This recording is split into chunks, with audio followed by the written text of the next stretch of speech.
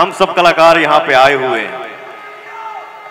ये अपना समाज है, ये अपना परिवार है, ठीक है। तो ये मत सोचिए कि हम क्या बोले, क्या बोल पाऊंगी या नहीं बोल पाऊंगी। नहीं बेटा, आप अपने परिवार में खड़ी हैं तो और दीदी लोग बैठल बा, माई बैठल बड़ी, भाई भैया लोग बालो, बिंदास गाओ, आशीर्वाद ला सबके। और मैं चाहूंगा कि जो तुम्हारा गाना हिट हुआ था बचपन में, कौन सा सुर है?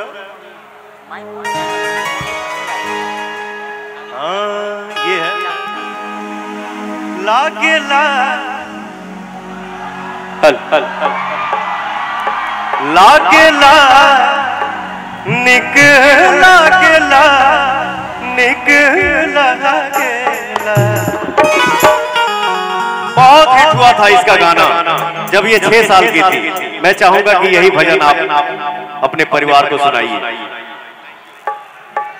बहुत धन्यवाद सर, बहुत और हेलो हेलो हेलो हेलो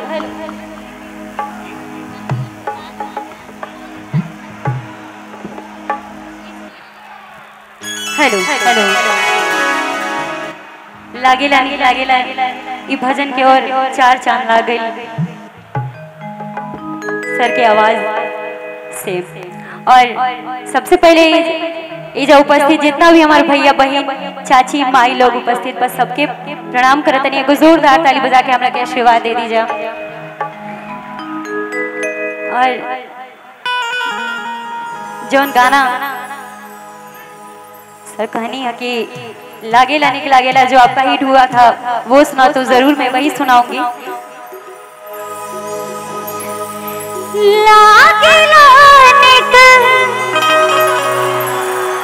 लागेला निक लागेला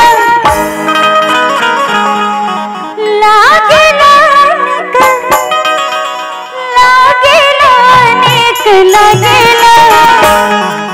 हरी मैया के बिंदिया लीलार बड़ी निक लागेला, मैया के बिंदिया लीलार बड़ी निक